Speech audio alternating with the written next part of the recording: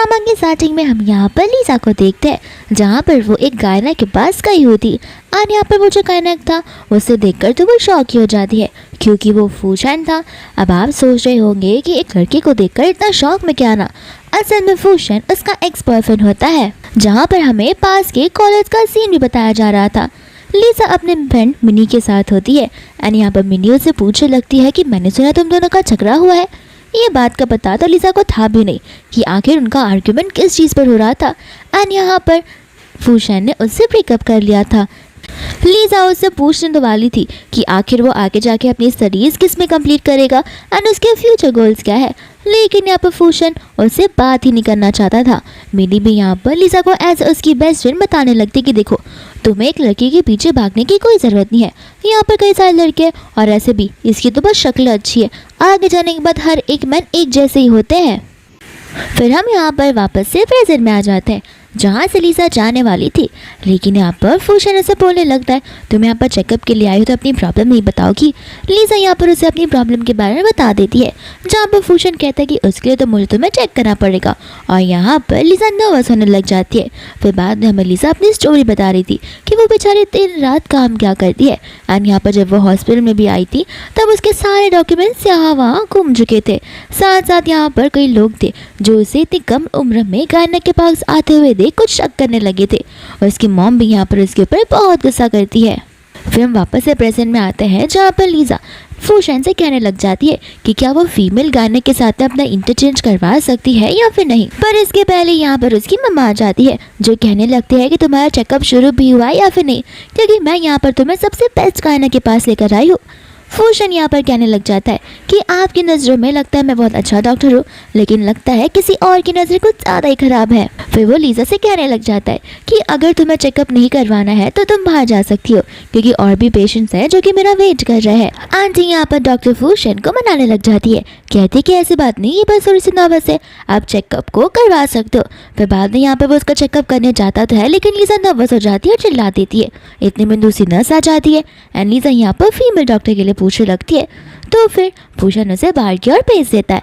बाद में यहाँ पर लीजा बहुत नर्वसली बैठी हुई थी जहाँ पर उसके रिपोर्ट्स आने वाले थे एंड यहाँ पर उसकी मम्मा भी बैठी हुई थी जहाँ पर वो डॉक्टर उसके रिपोर्ट्स बताती है जो कि बहुत सीरियस थे और उसकी मम्मा यहाँ पर उस पर डाउट करने लगती है कि तुम आखिर क्या करती हो, मुझे समझ नहीं आ रहा, तुम तो कितनी बुरी इंसान हो करके। लीजा यहाँ पर बहुत ज़्यादा इरिटेट हो जाती है क्योंकि उसकी मम्मा ही उस पर ट्रस्ट करने के लिए रेडी नहीं थी, तो वो वहाँ से रोते हुए जाने लग जाती है जहाँ पर उसकी टकरार फूशन से होती है एंड यहाँ पर वो गिरने वाली थी कि फूशन उसे पकड़ लेता है। फिर बाद में यहाँ पर फीमेल डॉक्टर फूशन को उसके रिपोर्ट देने लगती है जहाँ पर लीजा और भी ज़्यादा एम्बैरस फील करती है। फिर बाद में यहाँ से वह बाहर चली जाती है जहाँ पर उसे लगता है कि शायद से मुझे इस प्रोसीजर को फॉलो करना ही होगा और ऑपरेशन की ओर बढ़ना होगा, लेकिन यहाँ पर ऑपरेशन खाली एक्सपर्टीज़ लोग ही करते हैं जिसमें से एक फूशन ही होता है। फिर बाद में यहाँ पर वह बाहर खड़ी थी तो उसे वहाँ पर शीन मिल जाती है जो कि उसे गायक वाले डिपार्टमेंट के बाहर खड़े होकर शक करने लगती है, कहती है कि तुम इतनी कम उम्र में प्रेग्नेंट हो चुकी हो। लीजा से समझाती है कि ऐसा कुछ नहीं है, वो यहाँ पर पीरियड क्रैम्प्स का बहाना दे देती है। तो फिर शीन उसके हाथों से उसकी रिपोर्ट्स को ले लेती है, कहती है कि तुम्हें तो गायनोलॉजिकल इन्फ्लेमेशन हुआ है, तुम यहाँ पर झूठ क्यों बोल रही हो करके। लीजा यहाँ पर अपने आप को एक्सप्लेन नहीं कर पा रही थी। इतने में अंदर से फूशन आ जाता है जो कि उसे अंदर चलने के लिए कहता है एंड शीन यहाँ पर फूशन को देखकर बड़ी सरप्राइज हो जाती है। फूशन को यहाँ पर शीन याद नहीं होती तो शीन यहाँ पर अपना इंट्रोडक्शन देना शुरू कर देती है, कहती है कि तुम मुझे कैसे बोल सकते हो, तुम्हें याद है ना मैं लीजा की कितनी अच्छी फ्रेंड हुआ करती थी, हम स्कूल में भी साथ थे, कॉलेज में भी साथ थे और तब हम यहाँ पर सेम स्कूल में एक दूसरे को पढ़ाते भी है। फिर इसके बाद मैं यहाँ पर शीन लीजा के बारे में पक पक किए जा रही थी जहाँ पर लीजा उस पर कुछ भी बोलने से मना करती है और अचानक से यहाँ पर लीजा को चक्कर आने लगता है जहाँ पर वो बेहोश होकर गिरने वाली थी, बट फूशन यहाँ पर उसे संभाल लेता है। तो फिर भी यहाँ पर शीन बोली जा रही थी और फूशन उसे अपना मुंह बंद रखने के लिए कहता है। फिर वो लीजा को लेकर वहाँ से चले जाता है। शीन यहाँ पर सोच पड़ जाती है कि इन्हें ब्रेकअप किए हुए तो कितने साल हो गए हैं, लेकिन लगता है अभी भी इसका पीछा नहीं छोड़ सकता। फिर बाद में यहाँ पर लीजा अपने रूम में होती है जहाँ से वो उठ के अपनी मम्मा से मिलने जा रही थी एंड इतने में वहाँ पर उसकी मम्मा आ जाती है तो वो उस ऑपरेशन को करने से मना कर देती है, कहती है कि मैं फीमेल डॉक्टर से अपना ऑपरेशन करवाना चाहूँगी। लेकिन इतने में वहाँ पर फूशन आ जाता है जो कहता है कि तुम 21st सेंचुरी में जी रही हो, फिर भी यहाँ पर तुम लड़का और लड़की में भेदभाव कर रही हो। एक डॉक्टर ही होता है, उसमें कोई जेंडर नहीं देखा जाता और हमारे पेशेंट की जान बचाना ही हमारा मेन गोल होता है। उसकी मम्मा भी यहाँ पर फूशन पर गुस्सा करने लगती है, लेकिन लिसा यहाँ पर उसकी मम्मा से कहती है कि मुझे डॉक्टर से अकेले में कुछ बात करना है। तो यहाँ पर उसकी मम्मा को गुस्सा आ जाता है कि तुम्हें डॉक्टर से अकेले में अब क्या बात करना है, तुम अपने फैमिली वालों से सब कुछ छुपाती रह जाती हो, अब तुम मरो या जियो मुझे फर्क ही नहीं पड़ता। इतना कहकर वो रूम से चली जाती है। यहाँ पर लिसा उससे माफी मांगने लगती है, जहाँ पर फूशन उसे कहता है कोई बात नहीं, लेकिन देखो मैं तुम्हें बस तुम्हारी रिपोर्ट्स के रिगार्डिंग कुछ बताना चाहता हूँ। जो प्रीवियस सर्जरी या ऑपरेशन तुम्हारा हुआ था उसके अंदर मिसडायग्नोस करके गुस्सा हो चुका था, जिस वजह से ये सारी चीज़ें हो रही है। यहाँ पर लिसा को बड़ा गुस्सा आ जाता है कि इसमें तो उसे कोई गलती भी नहीं है, लेकिन सभी के सभी लोग यहाँ पर उसे ब्लेम किए जा रहे हैं कि ये सब कुछ उसकी वजह से हो रहा है। फिर बाद में यहाँ पर वो रोने लग जाती है, जहाँ पर फूशन उसे कंसोल करने लगता है, कहता है कि देखो तुम ज़्यादा टेंशन मत लो, ये एक माइनर सी सर्जरी होगी जिसके बाद तुम बिल्कुल ठीक हो जाओगी। लिसा यहाँ पर उसे माफ़ी मांगती है और कहती है कि नहीं ऐसा सब नहीं हो सकता। फूशन कहता है कि देखो कोई बात नहीं, अभी जो हुआ उसे भूल जाओ, तुम बस अपने मूड पर थोड़ा ध्यान रखो ताकि तुम्हारी बॉडी फटाफट रिकवर कर सके। इतना कहकर वो वहाँ से चला जाता है, जहाँ पर लिसा सोच में पड़ जाती है कि अब तो ये बहुत ज़्यादा ही कोल्ड पसंद हो गया है। ऐसा लगता है कि हम जैसे कंप्लीट स्ट्रेंजर्स बन चुके हैं। वरना ये पहले कितना लवेबल पर्सन हुआ करता था, न जाने वो मेरे बारे में अब क्या क्या सोच रहा होगा कि कहीं मेरे अफेयर्स तो नहीं चल रहे। इसके बाद वो अपनी रिपोर्ट्स लेकर बाहर की ओर जाने लगती है, जहाँ पर नर्स फूशन से पूछ रही होती है कि मैंने सुना आपने गायनेकोलॉजी इसलिए पढ़ी है क्योंकि आपकी गर्लफ्रेंड की आप हेल्प कर सको। एंड यहाँ पर ये सारी बातें लिसा सुन रही होती है, तो वो सोच पड़ जाती है कि आखिर ये मेरे बारे में बात कर रही है किसी और के बारे में।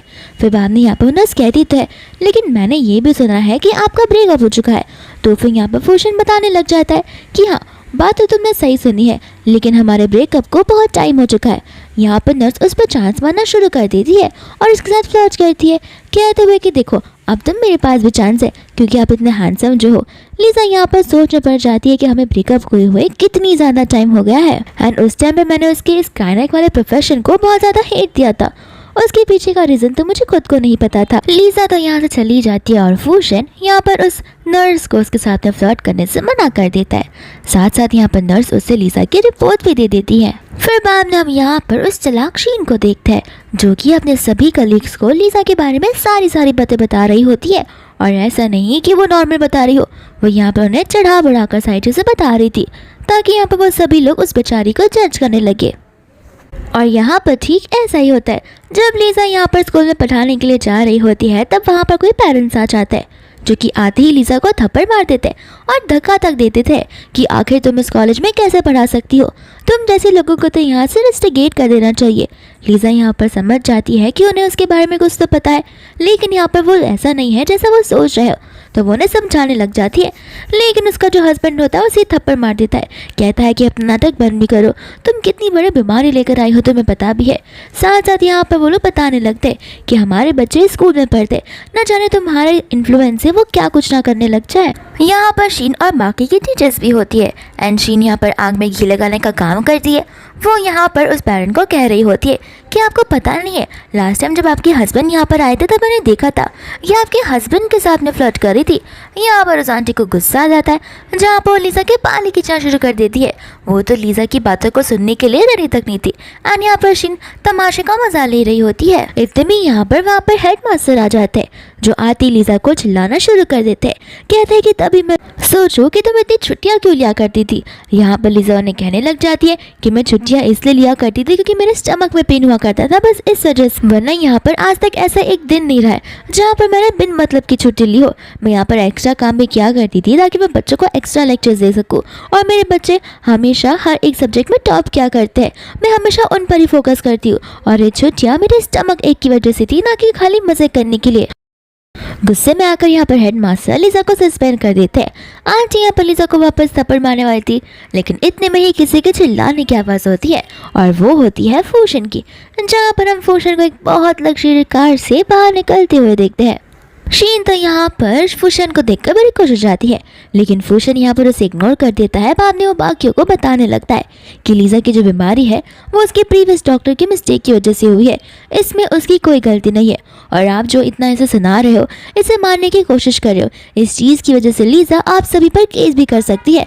एंड वो केस एक लीगल केस होगा और वैलिड भी होगा, जहाँ पर आपको जेल के अंदर डाला जा सकता है और बहुत सारे कंपेंसेशन पे करने के लिए कहा जा सकता है। यहाँ पर जो पेरेंट्स होते हैं वो गुस्से में वहाँ से चले जाते हैं। दोस्तों यहाँ पर फूशन लीजा को लेकर जाने लगता है, जहाँ पर शीन को और भी गुस्सा आने लगता है और वो जेलस फील करने लगती है। फिर बाद में यहाँ पर लीजा फूशन को थैंक यू बोलने लगती है उसकी मदद करने के लिए। फूशन यहाँ पर उसे क्लियर आउट करता है कि देखो, मैंने तुम्हारी हेल्प नहीं की है, मैंने तुम्हारी साइड ली है, क्योंकि मैं तुम्हारा डॉक्टर हूँ और मेरा हक बनता है कि मैं मेरे पेशेंट को सभी लोगों के सामने नज़रअंदाज ना होने दूँ।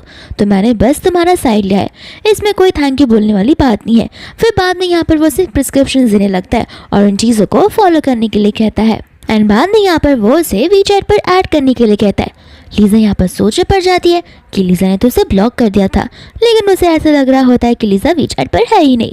वह यहाँ पर वो इतना सोच रही थी तो फूशन यहाँ पर उसे कार के अगेंस्ट स्पिन कर देता है।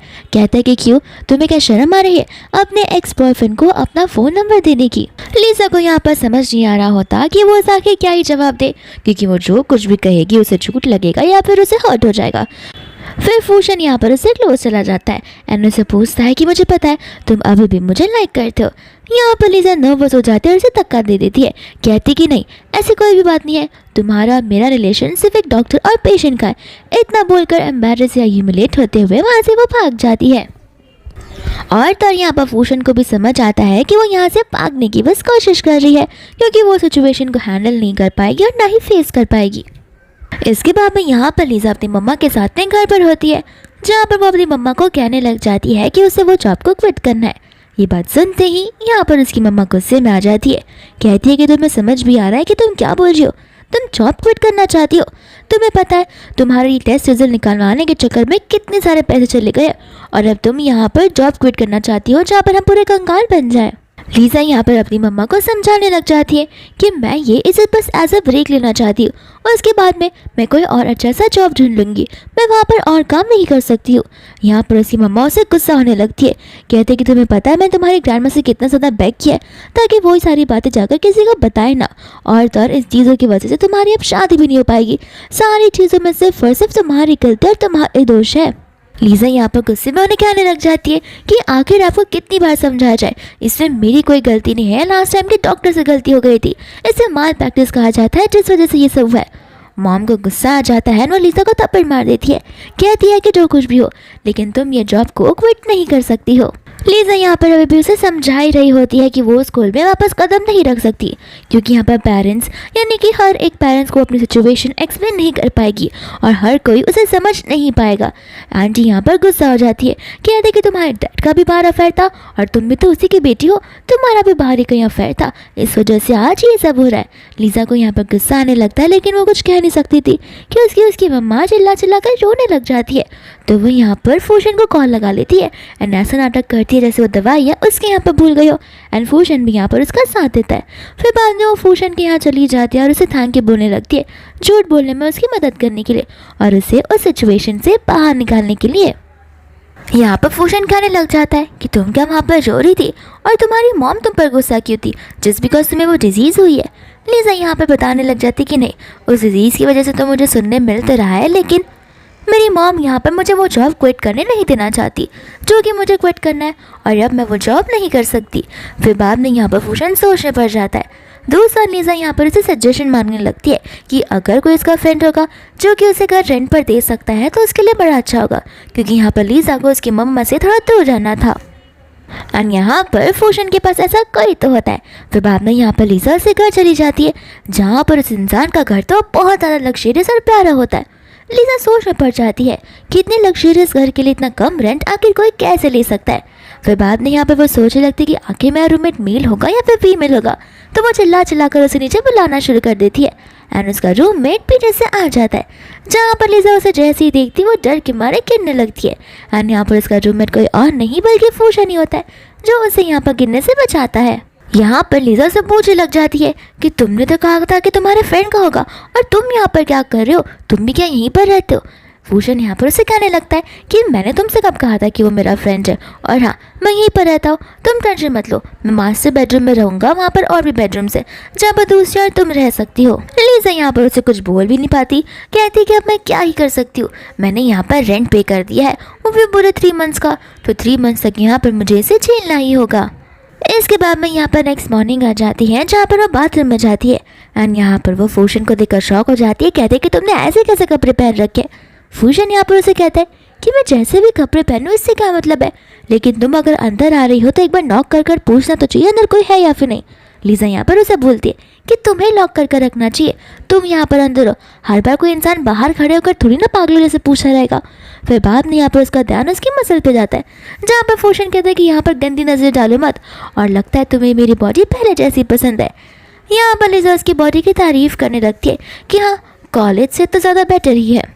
फिर बाद में यहाँ पर वो सब बोलने लग जाता है, तुम यहाँ पर एक स्ट्रेंजर के घर पर रह रही हो, फिर भी तुम ऐसे कपड़े पहनोगी। लीजा कहने लग के तुम कोई स्ट्रेंजर थोड़ी ना हो।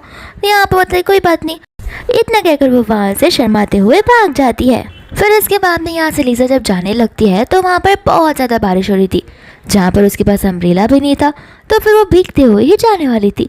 लेकिन इतने में ही वहाँ पर फूशन आकर उसे रोक लेता है, कहता है कि तुम क्या वापस बीमार पड़ना चाहती हो।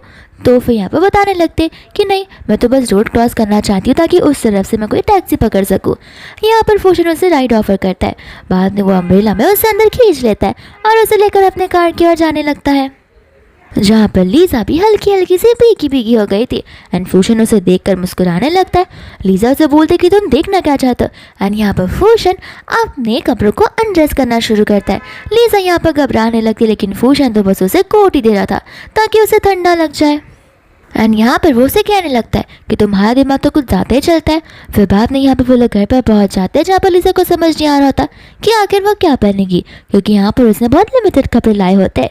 इतने में यहाँ पर फूशन आ जाता है जो कि उसे ब्लो ड्रायर देने लगता है ताकि वो अपने कपड़ों को ड्राई कर सके। यहाँ पर वो अपने खुद के कपड़ों को ड्राई करने लग जाती है एंड फूशन यहाँ पर उसे अपनी ओर खींच लेता है, जहाँ पर उन दोनों के बीच की क्लोजनेस कुछ ज़्यादा ही बढ़ जाती है। लेकिन यहाँ पर किस होने के पहले ही लीजा को उसकी मम्मा का कॉल आ जाता है, जहाँ पर वो फूशन से कहने लगते हैं कि आज रात मैं यहाँ पर नहीं रुक सकती, मैंने मॉम से प्रॉमिस किया था कि मैं रात को घर जाऊँगी। फूशन यहाँ पर उसे कहने लगता है कि बहाना बनना बंद करो, मुझे पता है तुम मुझसे दूर भागने की कोशिश कर रही हो बस। लीजा यहाँ पर उसे समझाने लग जाती है कि ऐसे कोई बात नहीं है, मेरी मॉम को मैंने प्रॉमिस किया था कि मैं वीकेंड पर आने वाली हूँ और ऐसे भी उन्हें मुझसे कुछ इंपॉर्टेंट बात करनी है। फूशन कहने लग जाता है कि आखिर तुम कब तक मुझसे भागती रहोगी, तुम्हारा दिल यहाँ पर तुम्हें धोखा नहीं दे सकता क्योंकि तुम्हारी फीलिंग्स मैं अच्छे से समझ पा रहा हूँ। फिर बाद में यहाँ पर लीजा सोच पड़ जाती है कि उसने फूशन के सामने ब्रेकअप करने के बाद बहुत रिग्रेट किया था। वो वापस चाहती थी कि सारी चीज़ें 5 साल जैसे पहले नॉर्मल हो जाए, लेकिन पता नहीं ये चीज़ अभी फ़िलहाल पॉसिबल है या फिर नहीं। लेकिन वो कैसे ना कैसे हिम्मत कर उसे वापस से पैचअप करने के लिए बोलती है और यहाँ पर फूशन दूर हट जाता है। लीजा समझ जाती कि शायद से वो अभी चीज़ के लिए रेडी नहीं है क्योंकि मैंने उसका दिल बहुत दुखाया है और हाँ हो सकता है कि वो मुझे रिवेंज भी ले, तो फिर मैं यहाँ पर उसे इस चीज़ मानने के लिए फोर्स नहीं कर सकती। तो फिर यहाँ से वो जाने लगती है, जहाँ पर फूशन उसे रोकता है और 5 साल की सिचुएशन को एक्सप्लेन करना शुरू कर देता है। कहता है कि देखो मैं मानता हूँ उस टाइम पे मैं बहुत ज़्यादा गुस्से में था, लेकिन इसका मतलब ये नहीं कि मैंने उस चीज़ को रिग्रेट नहीं किया, और अगर स्टार्ट ओवर हमारे बीच होता है तो मैं एक बार फिर से हमारी शुरुआत एकदम स्टार्टिंग से करना चाहता हूँ। लीजा यहाँ पर उसे माफ़ी मांगने लगती है और वहाँ से उसे रिजेक्ट करके चली जाती है। फिर बाद में यहाँ पर वो सो रही थी, जहाँ पर उसकी मम्मा गुस्से में आकर उसे उठाने लगती है। कहती है कि कब तक तुम सोती रहोगी, तुम्हें याद भी है कि मैंने तुम्हारे लिए ब्लाइंड डेट को सेट किया था, तुम वहाँ पर जाना भी चाहती हो या फिर नहीं। फिर बाद में यहाँ पर लीजा उठने लग जाती है, जहाँ पर उसकी मम्मा उस पर चिल्लाने लगती है कि और 12 बजे तक तुम सोती रहो, यहाँ पर इतनी सारी चीज़ें चल रही है, मैं तुम्हारी इतनी फिक्र करूँ लेकिन तुम्हें तो कोई फ़र्क ही नहीं पड़ता है, सारी चीज़ें मुझे तुम्हें कर देनी होगी, अब जल्दी से जाओ, जाकर रेडी हो जाओ। लीजा यहाँ पर कहने लगती लेकिन कल रात को मैंने आपसे क्या दिया था कि मैं इस ब्लाइंड डेट पर नहीं जाना चाहती हूँ। उसकी मॉम यहाँ पर उस पर गुस्सा करने लगती है और कहती है कि जितना बोला जाए बस उतना करो, यहाँ पर तुमसे किसी ने पूछा नहीं है, तुम्हें जाना है तो मतलब जाना है, और जाकर वहाँ पर कुछ बवाल मत खड़ा कर देना। लीजा को यहाँ पर उसकी मॉम की बात को मानना ही पड़ता है। इसके बाद में यहाँ पर लीजा वो ब्लाइंड डेट पर चली जाती है, जहाँ पर उसके ब्लाइंड डेट का नाम हाथ होता है, और तरहान यहाँ पर उसे उसकी बड़ी स्पेशल जगह पर लेकर आया था जो कि एक बुक स्टोर होता है। उसे पता है कि लीजा को रीडिंग करने का बड़ा शौक है। यहाँ पर लीजा उसे बहुत थैंक यू बोलने लगती है क्योंकि उसने बड़े वाइसली इस प्लेस को सिलेक्ट किया होता है। फिर बाद में यहाँ पर वो उसे एक बुक दिखाता है जो कि बहुत इंटरेस्टिंग बुक होती है। एंड यहाँ पर वो दोनों उस बुक को रीड करना स्टार्ट कर देते हैं। एंड सामने से यहाँ पर फूशन आ जाता है जो उन दोनों को साथ में देखकर जेलस फील करने लगता है। इसके बाद में यहाँ पर आकर वो हान को ग्रीट करने लगता है। लीजा यहाँ पर कंफ्यूज हो जाती है एंड कहती है कि तुम दोनों एक दूसरे को जानते हो। हान कहता है कि हाँ, हम दोनों सेम क्लासमेट्स हुआ करते थे यूनिवर्सिटी में, इसलिए हम लोग एक दूसरे को जानते हैं, लेकिन ऐसा लगता है कि तुम भी यहाँ पर उसे जानती हो। लीजा यहाँ पर मन में कह रही होती है कि जानने से ज़्यादा और भी कुछ है, लेकिन उसे समझ नहीं आता कि उसे ये सारी चीज़ें यहाँ पर बोलनी भी चाहिए या फिर नहीं। फिर बाद में यहाँ पर फूशन कहने लग जाता है कि लगता है तुम दोनों यहाँ पर ब्लाइंड डेट के लाए हो। एंड यहाँ पर वो कहता है कि हाँ, हम ब्लाइंड डेट पर आए हैं और हम एक दूसरे को जानने की पूरी कोशिश कर रहे हैं। फिर बाद में यहाँ पर लीजा उसकी बातों को सुन रही होती है। एंड यहाँ पर वो लोग बुक पर कॉन्सेंट्रेट करने लगते हैं जहाँ पर फूशन वहाँ पर से जाने का सोच रहा होता है। इतने में हान उसे कहने लगता है लीजा, अगर तुम चाहो तो कहीं हम और जा सकते हैं, हो सकता है कि तुम्हें यहाँ पर बोर होने लगा हो, या फिर तुम चाहो तो हम कोई और बुक को भी रीड कर सकते हैं। एंड यहाँ पर फूशन बाद में उसकी फेवरेट बुक बताता है जो कि वो टॉप शेल्फ पर रखी हुई थी। लीजा भी यहाँ पर मन में सोचने लगती है कि ये तो पहले जैसा ही है और लगता है ये अभी भी मेरी चॉइसेस, पसंद और नापसंद के बारे में जानता है। एंड जैसे कि वो जो बुक टॉप शेल्फ पर रखी होती है तो लीजा का हाथ जो है ऑफ कोर्स वहाँ पर नहीं पहुँचेगा। तो फिर यहाँ पर हान उसकी मदद करने लग जाता है, जिससे रोमांटिक सीन देखकर फूशन तो और भी जेलस फील करने लगता है। हान यहाँ पर उसे दूसरे पोजीशन यानी लोकेशन में जाने के लिए कहता है, जहाँ पर लीजा फूशन को बाय बोलकर वहाँ से उसके साथ में चली जाती है और तो फूशन को बड़ा हर्ट होता है। फिर बाद में यहाँ पर वो बेचारी खुशी खुशी घर पर आती है, लेकिन उसकी मम्मी से खुशी पर सारा पानी फेंक देती है। कहती है कि तुम इतने सिंपल कपड़े पहनकर ब्लाइंड डेट पर गई थी, तुम क्या थोड़ी सी पागल हो। अभी मुझे समझ आ रहा है कि आखिर हर एक ब्लाइंड डेट पर तुम्हें रिजेक्ट क्यों कर दिया जाता है और वो ब्लाइंड डेट आगे क्यों नहीं बढ़ पाती है। तुम्हारी वजह से प्रॉब्लम तो तुम्ही में है।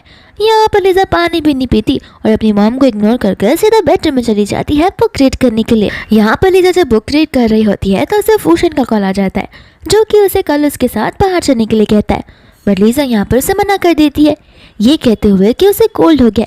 फूशन कहता है कि ठीक है, एक काम करो अभी आ जाओ, लेकिन लीजा कहती है कि पॉसिबल नहीं है। फूशन कहते हैं कि कैसे पॉसिबल नहीं है, मैं तुम्हारे घर के नीचे खड़ा हूँ। फिर इसके बाद वो फटाक से उसे नीचे देखते हुए नीचे की ओर चली जाती है वो उसका नंबर प्लेट देखती है जो कि VIP नंबर प्लेट होता है। फिर वो अंदर जाने से पहले 100 बार सोचने लगती है। एंड जैसे वो कार का डोर ओपन करती है वह फूशन उससे अपनी ओर खींच लेता है। लीजा यहाँ पर घबराने लग जाती है। फूशन कहता है कि तुम इतना डरती क्यों हो, मैं क्या यहाँ पर तुम्हारा मर्डर करने के लिए आया हूँ। लीजा बोलती कि ऐसी बात नहीं है, मुझे वो बस ठंड लग रही है इसलिए मैं यहाँ पर थोड़ी सी नर्वस हो रही हूँ। फूशन यहाँ पर उसे कहने लग जाता है कि तुम जब उस हान के साथ घूमती हो तब तुम्हें ठंड नहीं लगती और अब तुम्हें इतनी ज़्यादा ठंड लग रही है कि पूछो ही मत। एंड यहाँ पर वो उसे बहुत करीब आ जाता है जहाँ पर लीजा उसे अपने आप से दूर करती है एंड कहती है कि मेरी मॉम ऊपर मेरा वेट कर रही है। इतना बोलकर वो वहाँ से भाग जाती है। इसके बाद में यहाँ पर लीजा सो रही होती है एंड यहाँ पर उसकी मॉम एक बार फिर से उसे हॉरिबली उठाती है। ये कहते हो कि उठो, तुम्हें फटाक से जॉब पर जाना है। मैंने तुम्हारे हेडमास्टर को कॉल किया था और मैंने उनसे बात कर ली है। लीजा यहाँ पर कहने लग जाती है कि मैं आखिर आपको कितनी बार समझाऊंगी कि मुझे रिज़ाइन करना है, मुझे वहाँ पर जॉब नहीं करनी है। यहाँ पर उसकी मॉम बोलने लगती है कि लगता है तुम्हारी बुद्धि तुम्हारे दिमाग से निकल चुकी है, जितना बोला है बस उतना करो। और ऐसे भी मैंने तुम्हारे टीचर्स और प्रिंसिपल्स के लिए गिफ्ट भिजवाया, जाकर उसे भी लेकर जाना। और अगर तुम्हें नहीं जाना है तो वापस से एक बार ना बोल के बस दिखाओ, मैं यहाँ पर तुम्हारे सामने ही अपनी जान दे दूंगी। लीजा यहाँ पर मन में सोच रही होती है। उसे लगा था कि वो कुछ दिनों के लिए घर से बाहर रहेगी तो उसकी मॉम को उसकी फिक्र होने लगेगी, लेकिन ऐसा तो बिल्कुल नहीं है। उसकी मॉम बदलने बिल्कुल नहीं वाली है और वो अपना हक हमेशा जताती रहेंगी और लीजा को समझने की कोशिश बिल्कुल भी नहीं करेंगी। इसलिए यहाँ पर वो स्कूल जाने की ठान लेती है। फिर बाद में जैसे वो स्कूल में आती है वो अपना रेजिग्नेशन लेटर रेडी ही रखती है और आज उसने फैसला कर लिया होता है कि ये लेटर आज वो सबमिट कर ही रहेगी। इसके बाद में हम यहाँ पर उसी स्कूल के कैबिन के अंदर हान को देखते हैं, जहाँ पर हान को देखते ही शीन उसके पीछे पीछे चली जाती है। कहने लगती है कि मैंने सुना कि तुम इटली से वापस आए हो, तुम्हें पता है मैं भी इटली में बहुत बार जाया करती थी। लीजा भी यहाँ पर हान को देखती अपना रेजिग्नेशन अपने पीछे छुपा लेती है। फिर हान यहाँ पर उसे पूछता है कि तुम भी क्या इस स्कूल में पढ़ाती हो। बाद में यहाँ पर लीजा उसे पूछ रही होती कि तुम यहाँ पर क्या कर रहे हो। शीन यहाँ पर उसे कहने लगती है कि तुम्हारी हिम्मत कैसे हुई हमारे डायरेक्टर से पूछने की कि वो यहाँ पर क्या कर रहा है। हमें तो ये सवाल तुमसे पूछना चाहिए कि तुम कब तक यहाँ पर और रहोगी। यहाँ पर हान को गुस्सा आ जाता है और वो शीन पर चिल्लाने लगता है। कहता है कि तुम अपनी कलीग के साथ में ऐसा कैसे बात करती हो, लगता है तुम्हें कुछ मैनर्स सिखाए नहीं गए और क्या यही मैनर्स तुम आगे बच्चे को पास ऑन करती हो। अभी के अभी लीजा से माफी मांगो। एंड यहाँ पर ना चाहते हुए भी शीन को लीजा से माफी मांगने लगती है। फिर बाद में यहाँ पर लीजा से पूछने लगती है कि इसका मतलब ये है कि तुम अब यहाँ पर सारी चीज़ों को कंट्रोल करोगे। एंड यहाँ पर हान उसे हाँ कह देता है। लीजा यहाँ पर सोचने लग जाती है कि अगर ये यहाँ का हेड बन चुका है तो फिर मुझे रिजाइन करने की तो कोई ज़रूरत ही नहीं है, और वो खुश हो जाती है। जिसके बाद में यहाँ पर हान उससे रात को डिनर के लिए पूछता है। लीजा यहाँ पर अपनी ख्यालों में खोई हुई थी। हान को लग रहा था कि वो उसे ना बोलेगी, इस वजह से वो कहता है कि मेरा मतलब ये है कि हम सारे टीचर्स को लेकर डिनर पर जाएंगे। फिर बाद में यहाँ पर वो सभी लोग डिनर करने के लिए पहुँच जाते हैं। यहाँ पर हान उसे कहने लगता है कि तुम्हें जो कुछ भी पसंद है तुम ऑर्डर कर सकती हो। एंड लीजा यहाँ पर उसे हाँ कह देती है। जिसके बाद में यहाँ पर जलेशीन उससे वो कार्ड को ले लेती है। कहते हैं कि तुम क्या ऑर्डर करोगी। यह एक स्पेशलिस्ट इटालियन रेस्टोरेंट है जहाँ के मेन्यूज तुम्हें समझ नहीं आने वाले, और ऐसे भी मैं इटली आया जाया करती हूँ तो मुझे वहाँ के क्यूजीन्स के बारे में ज़्यादा पता है, मैं ही ऑर्डर करती हूँ। फिर बाद में यहाँ से शीन ने कुछ ज़्यादा ड्रिंक कर लिया था, जहाँ पर वह जैसे उस जोर से बाहर निकलती है वो टकरा जाती है फूशन से। लेकिन वो फूशन को देखती नहीं और चिल्लाने लगती कि कैसा इंसान है ये जो किसी औरत की मदद भी नहीं करना चाहता। फूशन कहती कि गलती तुम्हारी है, तुम यहाँ पर मुझसे टकराने के लिए आई थी। लेकिन आवाज़ को सुनकर शीन ज़रूर पहचान जाती है एंड सोचने लग जाती है कहीं ये मुझे पिक करने तो नहीं आया है। फिर बाद में यहाँ पर वो से क्लोज होने लगती है एंड कहती है कि क्या तुम मुझे घर ड्रॉप कर सकते हो। एंड लीजा यहाँ पर सामने सुना देख रही होती है, जहाँ पर उसे मन ही मन बड़ा गुस्सा आ रहा था। वह फूशन यहाँ पर उसे लेते हुए आता है एंड वो शीन को धक्का मार देता है। और शीन को भी यहाँ पर गुस्सा आता है कि आखिर ये लीजा इतनी शेमलेस कैसे हो सकती है। यहाँ पर वो हमारे डायरेक्टर को भी सड्यूस करने की कोशिश कर रही है और ऊपर से अपने एक्स बॉयफ्रेंड को भी वापस लाने की कोशिश कर रही है। इसी का तो मुझे कुछ करना होगा ही। एंड यहाँ पर शीन को रेस्टोरेंट के अंदर की बात याद आती है, जहाँ पर शीन ने उल्टा सीधा कहा था लीजा को, और तो और डायरेक्टर हान उस पर गुस्सा करने लगा था कि ज़रूरी है क्या तुम्हारा यहाँ पर ये सब बोलना, जिसको जो खाना है वो खा सकता है। फिर बाद में शीन कहते कि मैं तो बस फैक्ट बता रही थी, और यहाँ पर लीजा कहने लग जाती है कि ठीक है माना कि तुम फैक्ट बता रही थी, इसका मतलब ये नहीं कि मैं इटली नहीं गई, लेकिन ये मतलब भी तो नहीं है कि मैं यहाँ की डिशेस को ट्राई नहीं कर सकती। आखिर हम सब तो यहाँ पर खाने के लिए आए हैं, और तुम्हें लगता है कि तुम इतनी ज़्यादा हाई फाई हो और तुम मुझ जैसी नॉर्मल इंसान के साथ रह रही हो, तो तुम नॉर्मल से स्कूल में पढ़ाई क्यों रही हो, वहीं से भी निकल जाओ। यहाँ पर शीन उसे कुछ कहने वाली थी, बट यहाँ पर हान उससे चुप करवा देता है।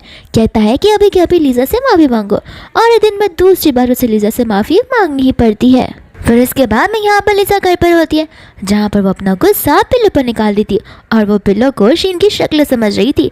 इतने में यहाँ पर फूशन आकर उसे देख लेता है। कहता है कि आखिर तुम्हें हो क्या गया है। फिर वो चेक करने लगता है कि कहीं लीजा को बुखार भी है या फिर नहीं। लीजा यहाँ पर मन में सोच रही होती है वही वाली बात, जहाँ पर शीन फूशन से कुछ ज़्यादा क्लोज थी। तो फिर वो उसे पूछने लग जाती कि आगे तुम और शीन क्लोज कब से हुए। फूशन यहाँ पर उसे उस सिचुएशन के बारे में एक्सप्लेन करता है और यहाँ पर लीजा उसे नाराज़ होती है। फूशन कहता है कि ओह अब मैं समझ रहा हूँ कि तुम्हें यहाँ पर जेलसी फील हो रही है शीन से। लीजा कहती है कि ऐसी कोई बात नहीं है, मुझे शीन ऐसे ही नहीं पसंद है। फूशन कहता है कि ठीक है अब से शीन मुझे भी नहीं पसंद है।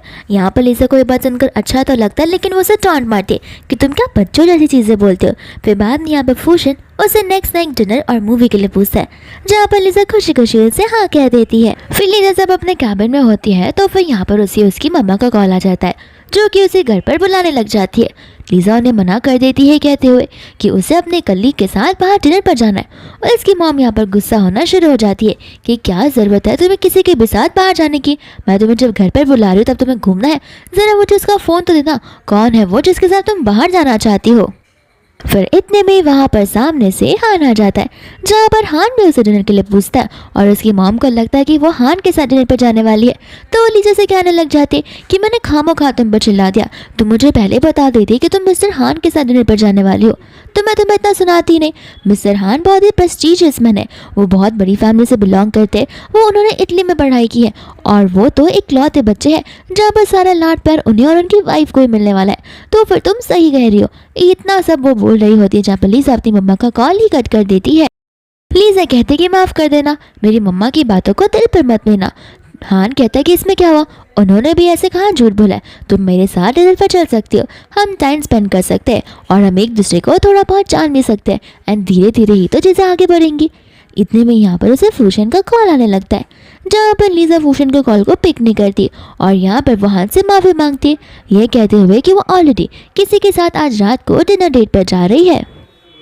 फिर बाद में हम यहाँ पर फूशन को देखते जहाँ पर वो लिसा का इंतजार कर रहा था। एंड इतने में वहाँ पर शीन आ जाती है उससे बात करने के लिए सेड्यूसिव वे में। दूसरा यहाँ पर लिसा की मम्मा उसे कॉल पर चिल्ला रही होती है कि देखो जैसे भी जाना अच्छे से ड्रेसअप होके जाना, क्योंकि उसकी एक सेल्फ रिस्पेक्ट है और वो तुम्हें तभी पसंद करेगा जब तुम उसके साथ अच्छे से रहोगी। तो लिसा यहाँ पर अपनी मॉम से कह देती है कि मैं कोई 5 साल की बच्ची नहीं हूँ जो आप मुझे इतनी सारी चीज़ें बता रही हो। अब मैं बड़ी हो चुकी हूँ और इंडिपेंडेंट हो चुकी हूँ, मुझे कम से कम थोड़ी तो फ्रीडम मिलनी चाहिए अपने थॉट प्रोसेस को सोचने के लिए, और मुझे कैसा ड्रेसअप होना है मुझे अच्छे से पता है, आप ना सिखाएं तो बेहतर होगा।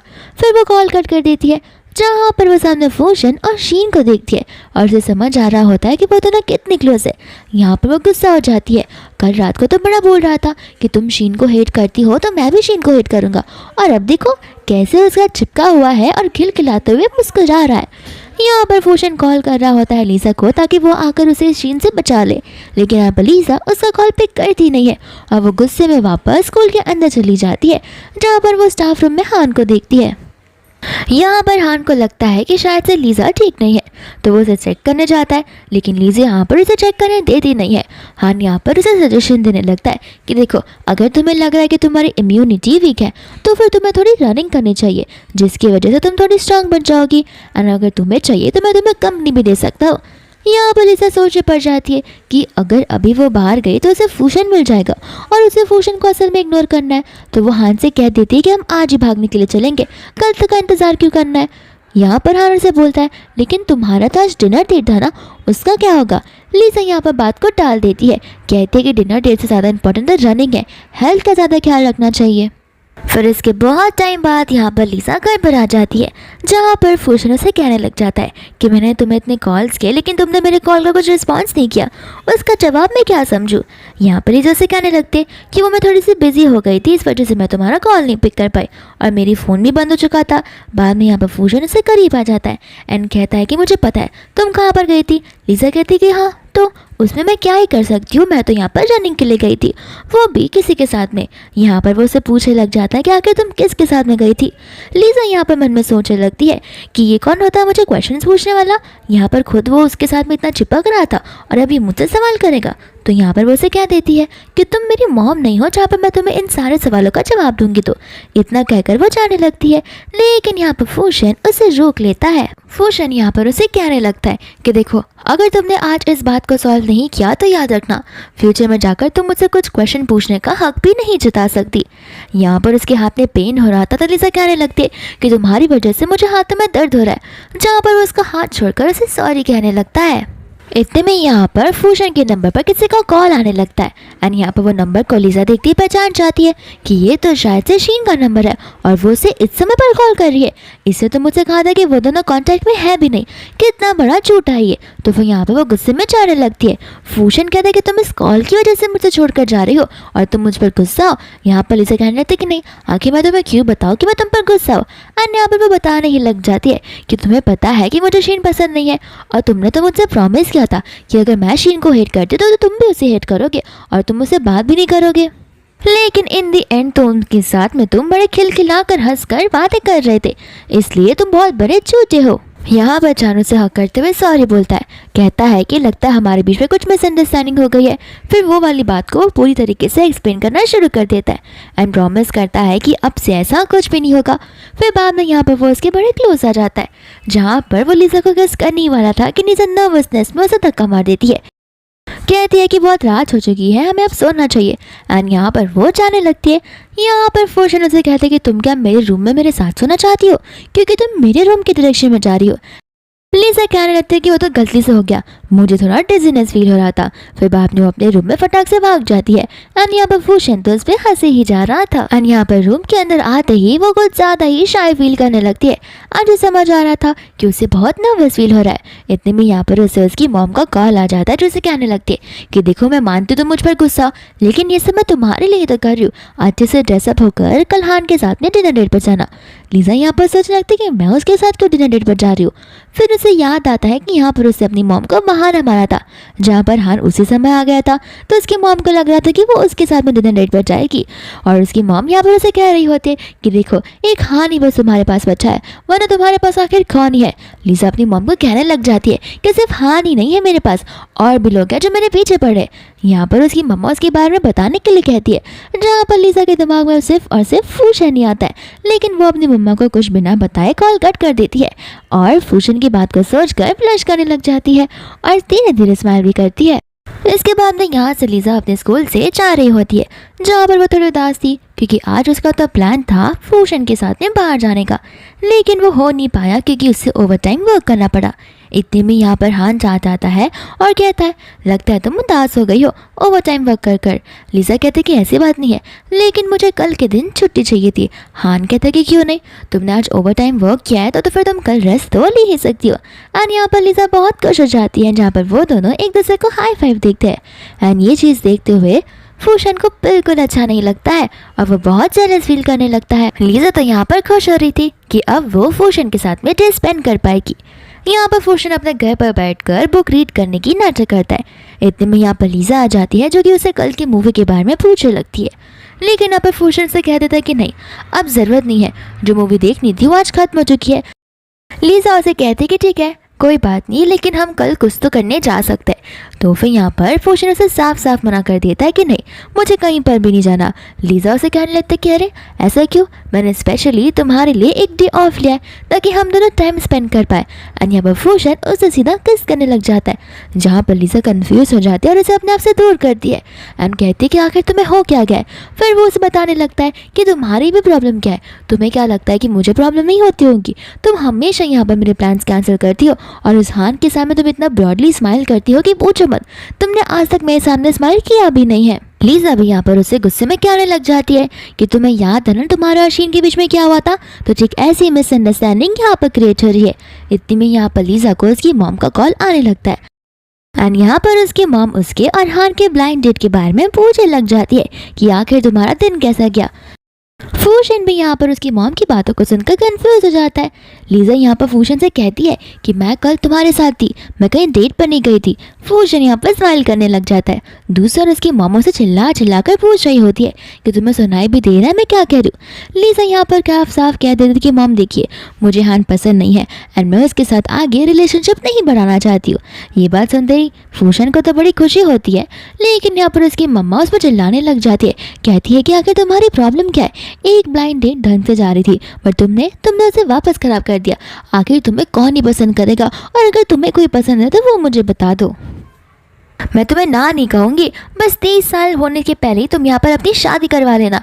यहाँ पर तो लिसा उनका कॉल कट ही कर देती है। फिर इसके बाद में यहाँ पर फूशन से कहने लगता है कि अरे इसमें तुम्हारी मम्मा ने गलत कहाँ कहा, सही तो कह रही तुम्हारी मम्मा कि तुम्हें एक बॉयफ्रेंड बना लेना चाहिए। लिसा यहाँ पर कहने लगती है कि हाँ मैं ढूंढ तो रही हूँ, लेकिन मेरे कैपेबिलिटी वाला मुझे कोई मिल नहीं रहा है। फूशन को यहाँ पर गुस्सा आता है, वो कहता है कि मैं तुम्हें यहाँ पर नहीं दिख रहा हो क्या, एंड यहाँ पर वो उसे पाइट कर लेता है, जहाँ पर लिसा से कहती है कि तुम कोई डॉग हो जो ये सब हरकतें कर रहे हो। फिर बाद में यहाँ पर वो उसे हॉस्पिटल के बारे में पूछने लग जाती है, जहाँ पर फूशन उसे याद दिलाता है कि कल तुम्हें मेरे साथ चलना है अपना चेकअप करवाने के लिए।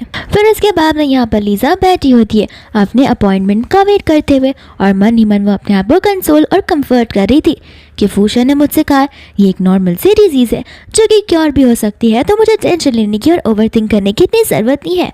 दूसरा यहाँ पर वो नर्स को आपस में बात करते हुए सुनती है, जहाँ पर नर्स बात कर रही होती है कि मिस्टर फूशन ने तो आज एक बुक लाया हुआ है, लगता है कि वो उस लड़की को देने वाले हैं जो कि उनकी एक्स गर्लफ्रेंड है। लिसा यहाँ पर सोचने पड़ जाती है कि हमारे ब्रेकअप के बाद लगता है उसकी एक और गर्लफ्रेंड थी जिसके बारे में मुझे पता नहीं है, और वह जिसके लिए बुक भी लेकर आया है। फिर इसके बाद में यहाँ पर वह नर्स लिसा को बुलाकर उसके रिपोर्ट्स देती है और सीधा डॉक्टर के पास जाने के लिए कहती है, जहाँ पर फूशन लिसा के रिपोर्ट्स देखता है। लिसा तो यहाँ पर नर्वस हो जाती है, पूछने लग जाती है कि आखिर तुम इतने सीरियस क्यों हो। तो फिर यहाँ पर फूशन खुशी खुशी कहता है कि तुम अब रिकवर हो चुकी हो, तो तुम्हें टेंशन लेने की अब कोई ज़रूरत नहीं है। यहाँ पर लिसा बड़ी खुश हो जाती है और वो खुशी के मारे उसे हक करने लगती है, जहाँ पर यह हक से ज़्यादा तो उसे खुश होता है, यानी कि फूशन को। फिर बाद में यहाँ पर वो उसे बुके दे देता है। लिसा को समझ आता है कि वो बुके तो उसके लिए था। फिर यहाँ पर वो उसे किस करने के लिए लीन होता है, लेकिन यहाँ पर लिसा उसे दूर कर देती है, कहती है कि हम तुम्हारे कैबिन में हैं और ये एक हॉस्पिटल है, तुम्हें नहीं लगता कि ये बहुत इनअप्रोप्रिएट है। तो फिर यहाँ पर वो अपना डॉक्टर वाला कोट निकालने लग जाता है। लीजा यहाँ पर ब्लश करने लगती है। इतने में उसकी मम्मा को कॉल से आ जाता है, जो कि बहुत ज़्यादा घबराई हुई थी क्योंकि उसकी कज़न प्रेग्नेंट होती है। और तो और यहाँ पर उसका वाटर ब्रेक हो गया था, जहाँ पर वो लोग रास्ते के बीचों बीच थे एंड यहाँ पर कोई रास्ता नहीं था जहाँ पर वो लोग उसे लेकर जा सके। तो फिर यहाँ पर लीजा तुरंत ही फूशन को लेकर वहाँ से चली जाती है एंड यहाँ पर फूशन कहने लग जाता है कि हमारे पास टाइम नहीं है, डिलीवरी का वक्त होता जा रहा है।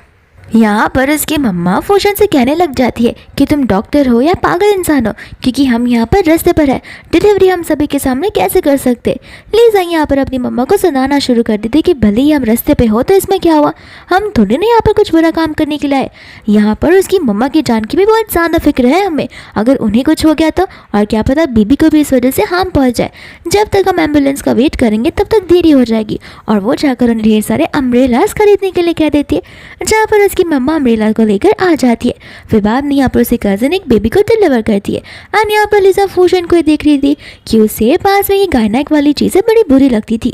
उसे यकीन नहीं होता था कि आखिर एक मेल इंसान गायनेकोलॉजिस्ट कैसे बन सकता है। इस वजह से वो फूशन को हेट करती थी, बट यहाँ पर फूशन की रिस्पेक्ट उसके लिए अब और भी ज़्यादा बढ़ गई थी। फिर बाद में यहाँ पर फूशन नोटिस करता है कि उस बेबी की मम्मा ब्लीड कर रही है, तो वो उसे तुरंत ही हॉस्पिटल में जाकर ऑपरेशन करवाने के लिए कहता है, जहाँ पर वो लोग उसे लेकर हॉस्पिटल चले जाते। यहाँ पर आंटी कुछ ज़्यादा घबराई हुई थी। वो लीजा से कहने लग जाती है कि तुम्हारी कज़न मेरे घर पर आई थी एंड तभी ये सारी चीज़ें हुई है, अगर उसे कुछ हो गया तो मैं उसके हस्बैंड की फैमिली को क्या मुंह दिखाऊंगी और उन्हें क्या समझाऊंगी। लीजा उसे पूछने लगती है कि आपने उन्हें कॉल भी किया या फिर नहीं। उसकी मम्मा कहते हैं कि वो कुछ ही समय में यहाँ पर आ जाएगा। फिर बाद में यहाँ पर फूशन बाहर आता है, जो कि उन्हें बहुत ज़्यादा अच्छा गुड न्यूज़ देता है कि अब मम्मा भी ठीक है और उसका बेबी ठीक है, वो दोनों आउट ऑफ डेंजर है। इतने में यहाँ पर उसका हस्बैंड आ जाता है एंड वो यहाँ पर गुस्सा करने लगता है कि तुम मेरी बीवी की गायनेक हो, ऐसा हो ही नहीं सकता, आखिर तुम सब क्या पागल हो चुके हो। लीजा यहाँ पर समझाने लगती है कि वो एक डॉक्टर है और तुम्हारी वाइफ एक इमरजेंसी में थी, लेकिन यहाँ पर वो हस्बैंड तो उसी पर चिल्लाने लगता है, कहता है कि तुम कहो मत, तुमने मेरी वाइफ को भी इन सब चीज़ों में ला दिया है। और यहाँ पर गुस्से में वो लीजा को थप्पड़ मारने वाला था, जहाँ पर हाथ उसका फूशन पकड़ लेता है, कहता है कि अगर अच्छी बात बोल नहीं सकते हो तो बुरी बातें भी मत बोलो, तुम्हारे गंदे मुंह की वजह से किसी लड़की की पर्सनालिटी ख़राब नहीं हो सकती, ये तो तुम्हारी सोच ही वैसी है। फिर यहाँ पर वो लीजा के बारे में बुरी बुरी बातें करने लगता है, जहाँ पर फूशन को बड़ा गुस्सा आता है, तो वो उसे मारने के लिए आगे बढ़ता है, लेकिन लीजा यहाँ पर उसे रोक लेती है। दूसरा उसकी मम्मा को भी गुस्सा आ जाता है, वो कहते हैं कि अब तुम्हारी फैमिली के साथ में हमारा कोई रिलेशन नहीं है, अपनी बीवी और बच्चे को यहाँ से ले लेना। इतना कहकर वो लीजा को अपने साथ लेकर जाने के लिए कहती है। फिर बाद में यहाँ पर लीजा की मम्मा और फूशन आपस में बात करने लगते हैं। आंटी कहती है कि मैं तुम्हें पहले से ही जानती हूँ। लीजा यहाँ पर मन में सोच रही होती है कि आखिर ये दोनों कब मिले, मुझे अच्छे से याद है मैंने इन दोनों को तो कभी मिला ही नहीं था।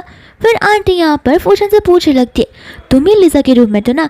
एंड यहाँ पर फूशन अग्री करता है, बट यहाँ पर वो आंटी को रीअश्योर करता है कि लीजा वहाँ पर सेफ रहेगी। आंटी बाद में यहाँ पर लीजा से कहने लग जाती है कि देखो तुम्हें यहाँ पर इससे अच्छा इंसान नहीं मिलने वाला, तो मैं तुम्हें ही कह रही हूँ कि ये तुम्हारे लिए परफेक्ट है। फूशन तो यहाँ पर आंटी की बातों को सुनकर शर्माने लग जाता है। आंटी भी यहाँ से चली जाती है, जहाँ पर लीजा फूशन से कहती है कि क्या ज़रूरत थी मम्मा से अग्री करने की कि तुम मेरे साथ है, तो अब उन्हें मिसअंडरस्टैंडिंग हो गई ना।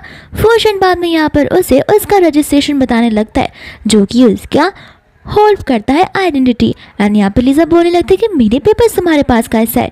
फिर बांधो कहने लगता है कि बहुत सीक्रेटिव मैंने ये लिए।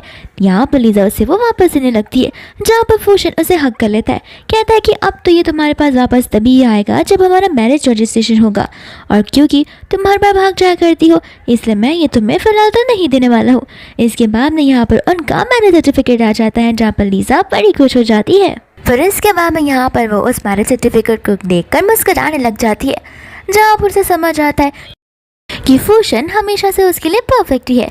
यहाँ पर उसने उसकी मम्मा को उसकी डिजीज़ के बारे में भी एक्सप्लेन किया, जहाँ पर उसकी मम्मा ने उस दिन के बाद से उसे उस डिजीज़ को लेकर कुछ भी कहने से मना कर दिया था। इतने में यहाँ पर लीजा को उसकी कलीग्स का कॉल आ जाता है, जहाँ पर उसे रीयूनियन में जाना था, तो फिर वो वहाँ पर चली जाती है। इसके बाद में यहाँ पर वो उसके स्कूल रीयूनियन में चली जाती है, जहाँ पर उसके जो फ्रेंड्स उसे पूछने लग जाते कि मैंने सुना है कि तुमने एक गायक के साथ में शादी की है, तुम्हें नहीं लगता कि ये चीज़ हमारे लिए प्रॉब्लम लेकर आ सकती है फ्यूचर में।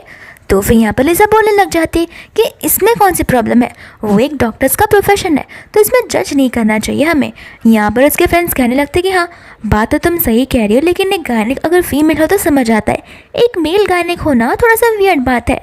यहाँ पर लिजा मन में सोच रही होती है कि उसने कॉलेज में भी ठीक ऐसा ही किया था, जहाँ पर उसने लोगों की बातों को सुनकर बेचारे फूशन को नज़रअंदाज कर दिया था और उसने उसके खिलाफ मिसअंडरस्टैंडिंग वाली चीज़ें अपना ली थी। लेकिन यहाँ पर वो ठान लेती है कि एक बार फिर से वो इन चीज़ों को रिपीट होने के लिए नहीं देंगी। तो फिर यहाँ पर वो लोगों को वो वाली बात बताने लग जाती है जहाँ पर उसकी कज़न प्रेग्नेंट थी और तो और फूशन ने ही उसकी जान बचाई थी। एंड ये वाली बातें सुनकर वो सभी लोग कहने लगते बात तो तुम सही कह रही हो। फिर इतने में यहाँ पर पीछे से फूशन को देखते जो उसकी बातों को सुन रहा होता है। लीजा उससे पूछने लगती है कि तुम यहाँ पर क्या कर रहे हो और तुमने कहीं मेरी बातों को तो नहीं सुना। तो यहाँ पर फूशन उससे बताने लगता है कि मैं तुम्हें यहाँ पर पिक करने के लिए आया और हाँ मैंने तुम्हारी पूरी बात को सुन लिया है, जहाँ पर तुम मेरी तारीफ बड़े अच्छे से कर लेती हो। इतने में यहाँ पर एक लड़की होती है जो फूशन को ड्रिंक ऑफर करती है, क्योंकि यहाँ पर वो बिन बुलाए मेहमान जो था तो उसे एज ए पनिशमेंट वो ड्रिंक पीना ही पड़ता है। लेकिन इसके बाद ही यहाँ पर उसके फ्रेंड्स चुप नहीं होते, वो अभी भी उसके इस प्रोफेशन को लेकर डाउट करने लग जाते। लीजा उन्हें गुस्से में चिल्लाने वाली थी, लेकिन फूशन उसे रोक लेता है। लीजा कहती कि तुम्हें गुस्सा क्यों नहीं आ रहा है। फूशन कहते कि कोई बात नहीं, मुझे आदत है ये सारी बात सुनने की। लीजा कहती कि अच्छा हुआ तुम मुझे यहाँ पर पिक करने के लिए आ गए, ऐसे टाइप की रियूनियन में तो मुझे आना भी नहीं है। फिर वो फूशन को लेकर वहाँ से चली जाती है। इसके बाद में वो लोग जब बाहर आते हैं तो लिजा उसे वापस से सेम सवाल पूछती है। एंड यहाँ पर फूशन उसे समझाता है कि देखो खाली मेरे प्रोफेशन को वो लोग डाउट नहीं कर रहे थे, यहाँ पर इंसान जो भी अच्छा से अच्छा काम कर ले लोग उसके बारे में कुछ ना कुछ बुरा कहते ही है, तो फिर उन्हें जाने दो। मुझे पता है कि मैं मेरे जॉब से बहुत खुश हूँ और मेरी सैलरी भी अच्छी खासी है, जहाँ पर मैं लोगों को जो भी चाहूँ वो दिलवा सकता हूँ। फिर बाद में यहाँ पर सन उसे डॉल देने लगता है, जहाँ पर लीजा को वो बात याद आती है कि तो यही डॉल है जहाँ पर लीजा ने ये डॉल उसे दी थी, ये कहते हुए कि एक दिन लीजा का खुद एक बुक स्टोर होगा। फिर बाद में यहाँ पर छान उसे डॉल देता है, साथ साथ उसे यहाँ पर वो चाबी भी देता है जो कि एक स्टोर की होती है। वो कहने लगता है कि मैं जानता तुम्हें उस स्कूल में काम नहीं करना, इस वजह से मैंने ये बुक स्टोर तुम्हारे लिए बाय किया है। तुम चाहो तो वहाँ पर बुक स्टोर बना सकती हो, एक कैफ़े बना सकती हो और वहाँ पर ही हमेशा अपने बिजनेस को सेटल कर सकती हो। और टेंशन मत लेना, भले तुम्हारा बिजनेस लॉस में जा रहा हो, लेकिन तुम्हारे हस्बैंड की सैलरी इतनी तो है कि तुम यहाँ पर घर पर आराम कर सकती हो। एंड यहाँ पर वो उसे अपना कार्ड भी देने लग जाता है, जहाँ पर लीजा बहुत खुश हो जाती है कि उसे लीजा पे कितना ज़्यादा ट्रस्ट है। एंड यहाँ पर वो उसे हक भी करने लग जाती है। इसके बाद में यहाँ पर फूशन को एक नंबर से कॉल आने लग जाता है, जहाँ पर लीजा उसे कहती कि ये तो वही नंबर है। फूशन कहते कि हाँ शायद से शीन का नंबर है, ऐसा तुम्हें लगता है, लेकिन मैं श्योर नहीं हूँ, इसलिए मैं चाहता हूँ कि तुम भी मेरे साथ चलो। एंड यहाँ पर फूशन उस जगह पहुँच जाता है जहाँ पर शीन उस कमरे में होती है। एंड यहाँ पर उस कैबिन में शीन को बहुत हैवी ब्लीडिंग हो रही थी। फूशन यहाँ पर कहने लगता है कि हमें हॉस्पिटल जाना होगा, लेकिन शीन यहाँ पर हॉस्पिटल जाने से मना कर देती है। वहाँ पर वो असिस्टेंट बताने लगती है कि मैंने एम्बुलेंस को कॉल करने की कोशिश तो की, लेकिन मुझे मैडम ने कुछ भी करने से मना कर दिया। फूशन का गुस्सा आ जाता है, वो कहने लगता है अगर तुम्हें इस चीज़ को ऑपरेट नहीं करना तो फिर मुझे बुलाया क्यों यहाँ पर। यहाँ पर तो लीजा उसके पास जाती तो है, लेकिन शीन उसे धक्का मार देती है और कहते हैं कि मेरे करीब मत आओ। यहाँ पर शीन उसे कहने लग जाती है कि तुम भी मेरा उसी तरीके से मजाक उड़ाओगी जिस तरीके से मैंने तुम्हारे साथ किया था। यहाँ पर फूशन उसे कहने लगता है कि देखो कर्मा तुम्हें तुम्हारा सजा दे रहा है, लेकिन तुम उस टाइप के इंसान हो सकती हो, लीजा नहीं। लीजा तो सिर्फ तुम्हारी मदद करना चाहती है, तुम्हारी तरह नहीं जहाँ पर वो तुम्हारा मजाक उड़ाएगी तुम्हारे सीरियस सिचुएशन का। फिर बाद में यहाँ पर वो लोग उसे लेकर हॉस्पिटल चले जाते, जहाँ पर फूशन उससे एक आखिरी बार पूछा कि तुम्हें पक्का कुछ प्रॉब्लम नहीं है। एंड यहाँ पर लीजा उसे हक करती है एंड कहती है कि अब मैं तुम्हारी चीज़ें अच्छे से समझ पा रही हूँ, पहले हमारे बीच में बहुत मिसअंडरस्टैंडिंग हो गई थी इस प्रोफेशन को लेके। फिर बाद में यहाँ पर वो लोग घर पर होते हैं, जहाँ पर फूशन ने ढेर सारे गिफ्ट्स खरीदे होते हैं, क्योंकि आज टाइम था जहाँ पर उसके लीजा के रिलेटिव से मिलने जाना था। लीजा उसे पूछती कि इतनी सारी चीज़ें खरीदने की क्या ज़रूरत थी। फूशन उसे बताने लगता है कि देखो मुझे पता नहीं है कि तुम्हारे घर में कितने लोग टोटल रहते, तो मैंने सोचा कि किसी चीज़ की कमी नहीं होनी चाहिए, इस वजह से मैं इतनी सारी चीज़ें लेकर आ गया। इसके बाद में यहाँ पर फूशन उसे पूछने पड़ जाता है कि अगर कभी को मैं बहुत ज़्यादा अगली हो गया या फिर मेरे पास पैसे नहीं रहे तो तुम क्या करोगी। लीजा यहाँ पर मैम ने बोलने लगती है कि इतना हैंडसम होके भी न जाने क्यों अपने आप को अगली बुला रहा है, इसकी जैसा शक्ल मुझे मिलता तो मैं तो बहुत ज़्यादा ही प्राउड फील करती। वो उसे कहती कोई बात नहीं, हम चीज़ों को मैनेज कर लेते। एंड यहाँ पर फूशन उसे हक करने लग जाता है। एंड कहने लगता कि क्या पता तुम वापस से अपने कलीग्स या क्लासमेट की बातों को सुनकर इन्फ्लुएंस हो जाओ और ठीक वैसा ही करो जैसे तुमने मेरे साथ कॉलेज में किया था। लीजा यहाँ पर उसे प्रॉमिस करती है कि ऐसा कभी भी रिपीट नहीं होने वाला है। फिर इसके बाद में फूशन और लीजा पहुंच जाते हैं लीजा के घर पर, जहाँ पर उसकी मम्मा और सभी रिलेटिव्स होते हैं। यहाँ पर रिलेटिव्स बोलने लग जाते हैं कि फूशन दिखने के साथ साथ यहाँ पर बहुत पोलाइट भी है। हैंडसमनेस के साथ साथ उसे बहुत अच्छा दिल भी मिला है, जहाँ पर वो हमारे लिए इतने सारे गिफ्ट्स लेकर आ गया है। तो फिर यहाँ पर आंटी अपने सन इन लॉ को लेकर डींग के मारने लगती है, कहते कह रहे इसमें क्या हुआ, ये तो और भी अच्छा है, तुम्हें पता नहीं है कि कितना काइंड हार्टेड और पोलाइट इंसान है। लीजा यहाँ पर बड़ी खुश हो रही होती है क्योंकि उसकी फैमिली ने जो है उसे एक्सेप्ट कर लिया है। फिर बाद में यहाँ पर आंटी उसके सभी रिलेटिव्स को उन दोनों की वेडिंग की डेट बताने लग जाती है एंड अपने गिफ्ट्स भी वो लोग देखने लग जाते हैं। इसके बाद में लीजा यहाँ पर घर पर बैठी होती है, जहाँ पर वो अपनी वेडिंग की ड्रेस को सिलेक्ट कर रही थी। इतने में यहाँ पर उसका एक ऑरेंज टेबल के नीचे गिर जाता है, जहाँ पर वो उसे लेने के लिए जाती है तो वहाँ पर एक कंप्लेन पेपर होता है एंड वो जो पेपर था वो जो फूशन के अगेंस्ट था। एंड यहाँ पर वो घबरा जाती है कि आखिर फूशन ने मुझसे इसके बारे में डिस्कशन क्यों नहीं किया, और वह दौड़ते हुए हॉस्पिटल चली जाती है, जहाँ पर वो फूशन के बारे में पूछने लगती है। नर्स बताने लगती है कि उन्हें तो सस्पेंड कर दिया गया। फिर बाद में यहाँ पर लीजा पूछने लग जाती है कि आखिर ऐसा क्या हुआ।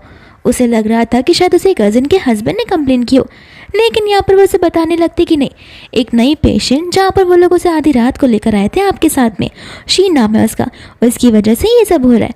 वहाँ पर उसकी फैमिली ने इस ऑपरेशन को कंडक्ट करने के लिए परमिशन बिल्कुल नहीं दी थी एंड ऑपरेशन होने के बाद वो जो इंसान थी वो बहुत गुस्से में आ गई थी। एंड यहाँ पर बाद में लीजा चली जाती है शीन के रूम के अंदर, जहाँ पर शीन उस नर्स को भी भगा रही थी एंड लीजा आती है उसे थप्पड़ मार देती है, कहते कि तुमने उसके अगेंस्ट कंप्लेंट फाइल की, तुम्हें समझ भी आ रहा है कि वो एक इंसान है जिसे तुम्हारी जान बचाई है, अगर उसे तुम्हें ऑपरेट नहीं किया होता तुम अभी इस बेड पर नहीं बैठी होती। यहाँ पर शीन गुस्से में आ जाती है, कहती है कि मेरी इनफर्टिलिटी के बारे में सभी को पता चल गया। लीजा कहती कि गलती तुम्हारी थी, और ऐसे ही इनफर्टाइल हो तो इसमें शर्माने वाली कौन सी बात है, तुमने इतने सारे पिल्स जो लिए थे जिस वजह से ये सब कुछ हो रहा है। फिर बाद में यहाँ पर वो उस पर गुस्सा करने लगती है, वहाँ से चली जाती है, जहाँ पर फूशन उसे मिलता है एंड उसे आते ही हक करती है, कहती है कि मुझे सब कुछ पता चल गया है। फिर बाद में वो बोलने लगती है कि तभी मैं सोचूं कि तुमने मुझसे ऐसे क्यों कहा कि कल को अगर मेरे पास पैसे नहीं हुए तो हम क्या करेंगे, लेकिन तुम टेंशन मत लो, तुमने जो स्टोर मुझे दिया है उससे हम बहुत सारी अर्निंग्स करेंगे। यहाँ पर फूशन कहता है कि तुम्हें टेंशन लेने की ज़रूरत नहीं है, तुम्हारे पैसे सिर्फ तुम्हारे हैं और मेरी भी तुम्हारे हैं, क्योंकि मैं बहुत जल्दी खुद का एक सेल्फ क्लिनिक ओपन करने वाला हूँ, जहाँ पर मैं खुद का ही बॉस होऊंगा और मेरे ही डिसीजंस होंगे। एंड यहाँ पर बाद में वो लोग फैमिली प्लानिंग करने लगते हैं एंड इसी के साथ ही मूवी यहीं पर खत्म हो जाती है।